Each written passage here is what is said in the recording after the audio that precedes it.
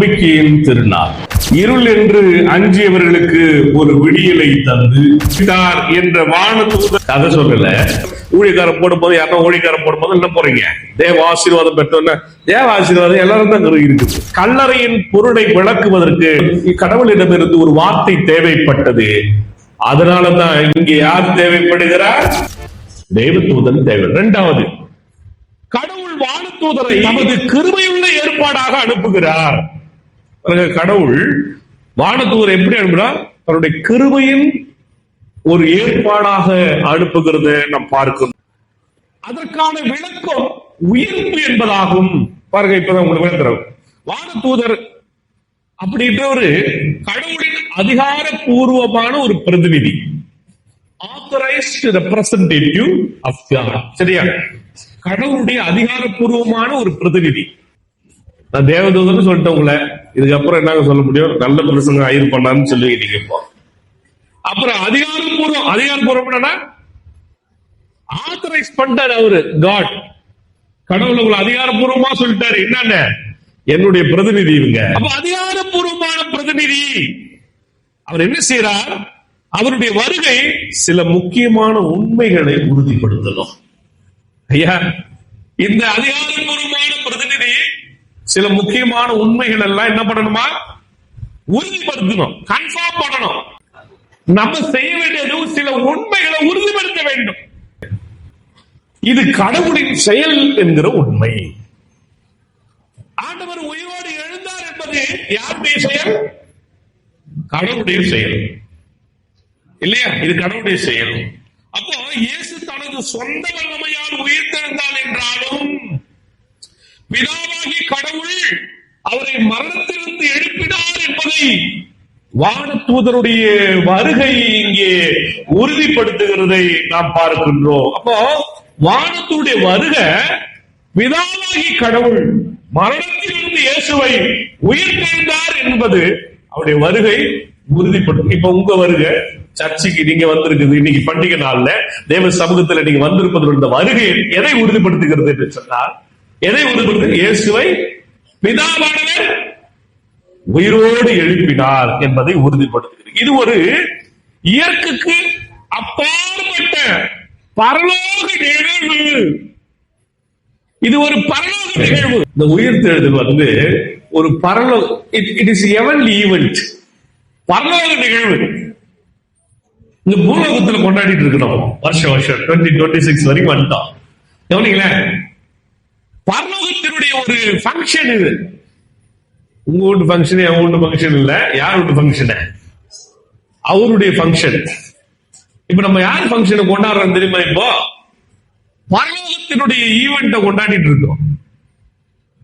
தேவனுடைய ஒரு நிகழ்ச்சி, அவங்க ஃபங்க்ஷன்ல, கடவுளுடைய ஃபங்க்ஷன்ல நம்மளால இருக்கிறோம். இப்போ அப்ப யார் எந்த ஃபங்க்ஷனுக்கு வந்திருக்கீங்க? இந்த ஃபங்க்ஷன் பேர் என்ன? பரலோக ஃபங்க்ஷன். பரலோகத்தினுடைய ஒரு இயற்கைக்கு அப்பாற்பட்ட ஒரு நிகழ்வா இது பார்க்கிறது.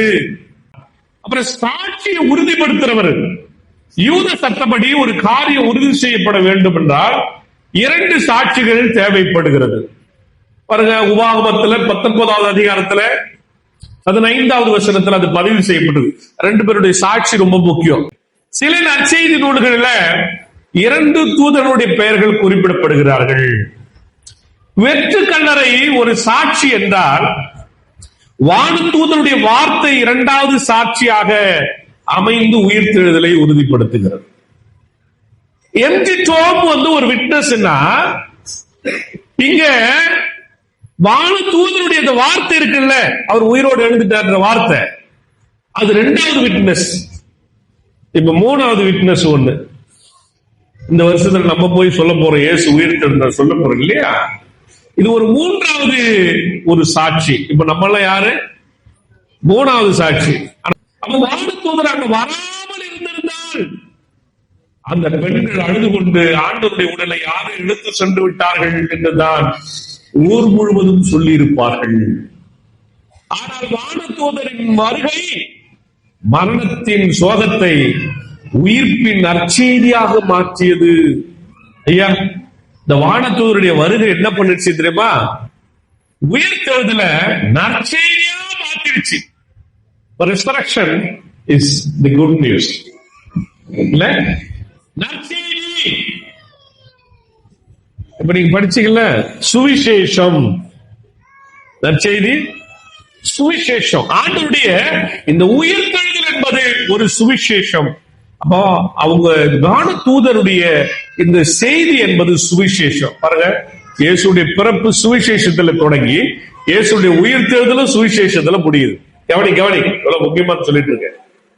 அங்கு சுவிசேஷம் அறிவிக்கப்பட்டு இயேசு பிறக்கிறார், இங்கே சுவிசேஷம் அறிவிக்கப்பட்டு இயேசு உயிர்ப்பிக்கிறார். ரெண்டு சுவிசேஷம், காஸ்பல். அங்கும் நற்செய்தி, இங்கும் நற்செய்தி. மனித செய்தியை நற்செய்தியாய் மாற்றுகிற பணியை யார் செய்கிறார்?